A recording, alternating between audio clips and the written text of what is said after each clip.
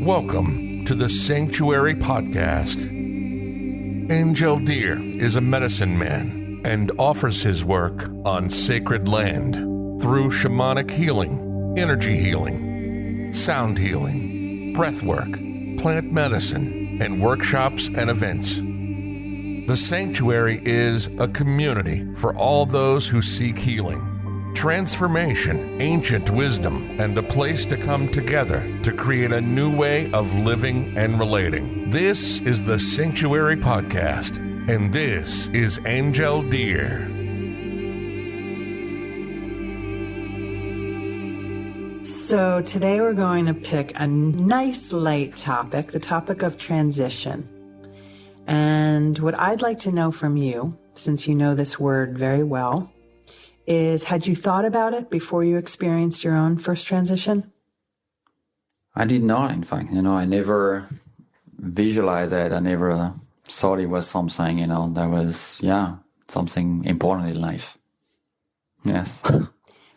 What about since you've made this big transition professionally and including your entire lifestyle, really, do you feel like you know what the word means now? Oh, yeah. There's a big difference, and I like to think of transition, as a rite of passage.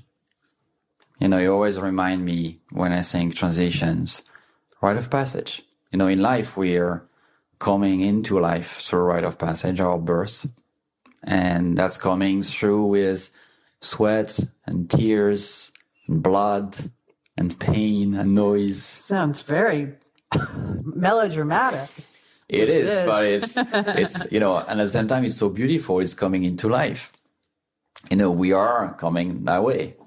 And in fact, we are going to go through many rite of passages, into adulthood as men and women. We don't really celebrate that much, but traditional society do. Getting married, getting a family started, losing people, very close ones sometime, and then going. So life is transition.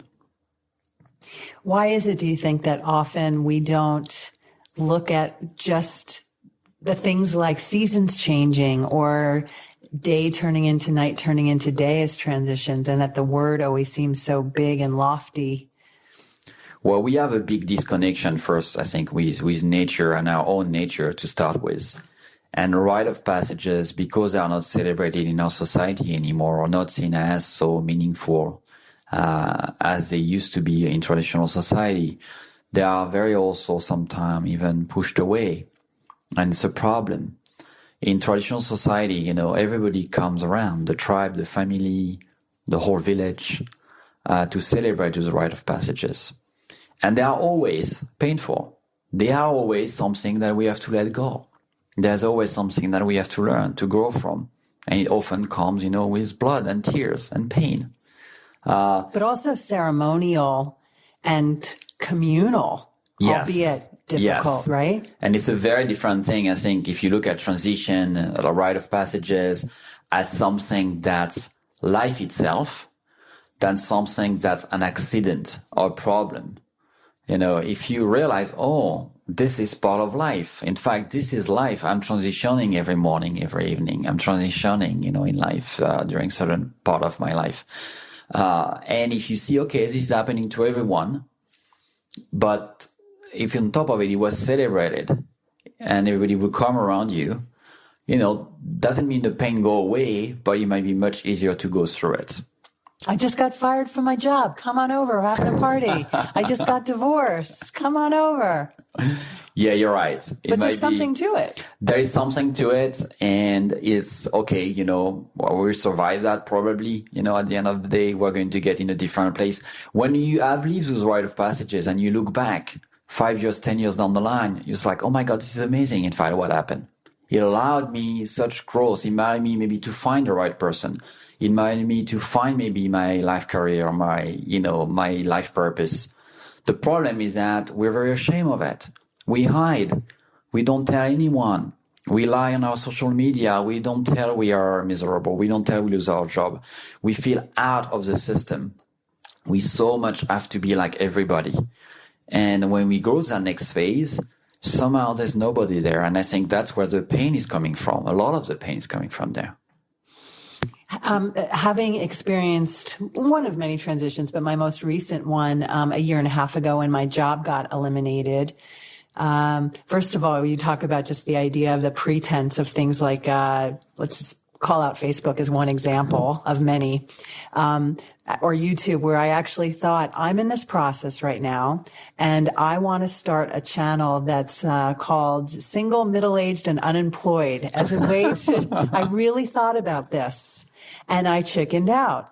And instead, I did what everyone else did, is I feel, or does, is that I felt the isolation and a little bit of shame and more just self-consciousness, because that's not how you want to, you don't want, nobody wants to really look at themselves as being vulnerable or not having a paycheck that week. Those aren't the things you want to really kind of exclaim to the world. But the truth is, if we all remember that we all go through it and that there's nothing special about our situation. Obviously, it's unique to us, but it's not unique to humans. Everybody has their version of it, right? It would make us feel a lot more comfortable. Totally, but it's also touching, to fear and to vulnerability. Like you just mentioned vulnerability, and it's it's a great point. We live in a society where it's not very okay to be vulnerable. Yeah, we live in a society it's not very okay to be different, and so when we go through those transition time. We have around us a certain tribe that knows us for a certain thing. We're married, or we have this job, or we are doing this. And then our tribe see us evolving in a different way. We get maybe slightly out of the tribe. We get different. And we are afraid of being judged there because we're not like everybody anymore there. Doesn't mean, not everybody's living where we're living, but we feel like somehow we're broken. We are not anymore like the same way. And so this transition time, they bring shame very often. Yes. And that's the problem. One side, because it's not celebrated, so, it's very isolating in many ways.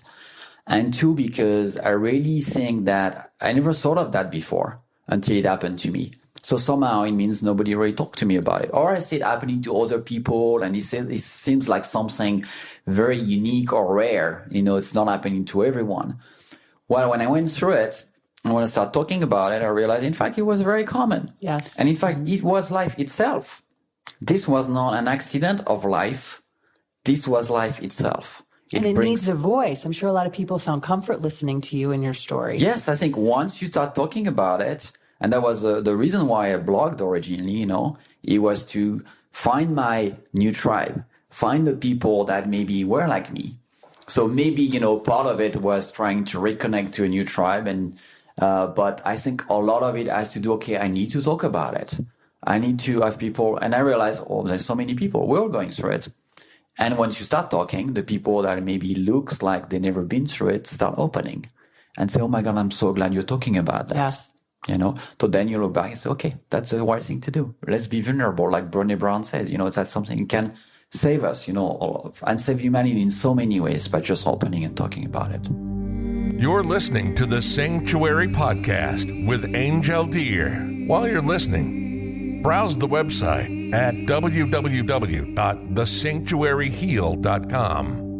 I think the trick too is to maybe divorce ourselves from the identity of who we were or who we thought we were in whatever that prior situation was, whatever that marriage was, whatever that job was, whatever that circumstance or geographic location was, whatever it is.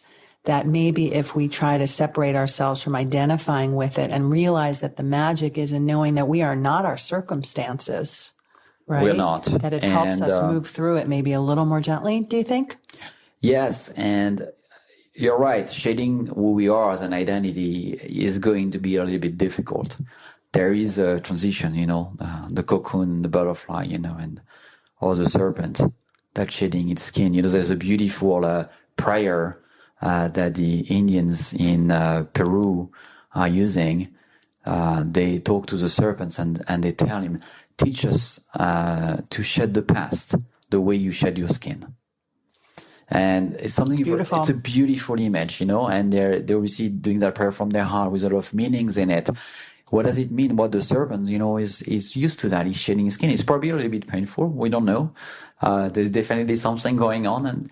And when in life we go through transition, we let go of that old coat, that old image.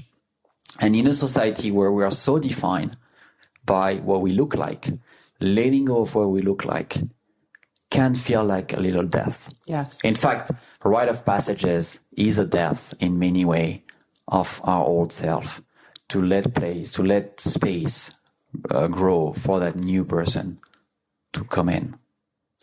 And once you go through the shedding and whatever pain may be attached to that, isn't the next step an amazing opportunity? Yes, it is. And the pain very often comes because we still attach a little bit to that old skin. We're still trying to fit into that skin that's dead on the side of the road and put that old coat. And yes, it's definitely a rebirth, definitely growth. And if we were looking at transition and we're equipped, with people that comes with us along the way, that help us to find the right tools, it would not be that painful. So I really feel that my pain and my transition was a lot also due to the fact that I was not equipped. I didn't know exactly what was going to happen. And the unknown can be very scary sometimes. Yes, most of the time for most of us, I think. Yes. So how do we get inside that space then that, number one, helps to heal and find a comfort in the unknown and in this uncomfortable place we're in, and then help us move out of it? What do we do? I think one of the things, if you haven't prepared it, I always encourage people that are very successful or have never been through a transition to prepare those transition, to know what are the tools. Because, it's like running a marathon. You don't train the day before, or running the Olympics. And transition can be like running the Olympics. It can feel like extremely challenging. Oh, yes. So that's the first Olympics thing. that I really never fully succeeded in finishing the race. Exactly. So let's prepare. 2, what do you do when you prepare a race? You go with a coach, or you go with people that do the same thing as you. So I think like being surrounded by people that live the same thing, that have went through it, that are out of it, and that can give you a perspective from how is the world on the other side? How is it to go there? Then you might be able to, okay, maybe it's not that scary to transition, but it is painful and it is scary always. It's not like it goes away, but that can help, And there is in the scriptures, of many religion, testimony of how hard it is to transition, to jump into this new person. And one that comes to mind to me is the one of the Jewish people when they were chased out of Egypt. Mm-hmm. And they were living in slavery there. So, we can already say they were happy. And they run after the army is chasing them. And God is above, guiding them. And they arrive in front of the Red Sea. And they stop. Despite God is telling them cross, despite the enemies right behind, despite they are living in slavery, they're challenging. They want to stay in the comfort. They know it's going to be probably painful or scary. There is something there that the comfort of where we are, somehow, even if it's slavery, it's more familiar. It's familiar. And we know what's there. The unknown is difficult. And they finally cross and they're rejoicing and they're playing music on the other side. And obviously there's great joy and great transformation and something incredible that await them. So I think it's we can say it's just a story, but I think in many ways, it's showing us in our life today, our transitions they are going to be painful. We are going to have maybe 2 voices in our head. One is telling us to cross. One is telling us not to cross. You've only had 2 voices? Because on certain days I've lost count, but... 2 groups of voices, let's say. Yes. 2 shoulders that we have, yes, with as many people populating them or voices, yes, populating them, right? Yes. But we have a tendency to trust the voice that somehow are the voice that are keeping us from transitioning, from evolving. So the key then, in closing this conversation is perhaps to find either your support group or your practice or your therapy before you're in a place of crisis to make it a part of your daily? You know, they always say the cliche, and I'm speaking from experience too. The first time I found an amazing therapist on this planet is when I was in crisis. The relationship, Yes. I think that that's very common. Would it help in periods of transition to already have the groundwork laid before you really needed it? Yeah, I think it's a little bit, if you are the captain of a ship, you know, you're going to learn how to maneuver in the storm. Even if most of the time you're going to make cruise on a very flat sea. You know, in your life, you know, how amazing would it be if you could know how to maneuver, you know, in the storm before. And it's really what it is. You know, transition time can be very challenging. But if we have learned how to do it, it's going to be much easier. If we know where our tribe is, if we already, you know the tools we can use, it might still bring pain. It might still bring tears and blood. But it might not be as difficult. It will not be as difficult because we know where we're going. You've been listening to the Sanctuary Podcast. Thank you so much for listening. Remember, we're a source of talks about spirituality, personal transformation, energy healing, shamanism, and earth-based practices. For more, visit thesanctuaryheal.com. On the website, you can find out about our events, our retreats, healing offering, our spiritual blog, and you can also register for the newsletter. Again, visit thesanctuaryheal.com. Till next time, this is the Sanctuary Podcast, and Angel Deer signing off.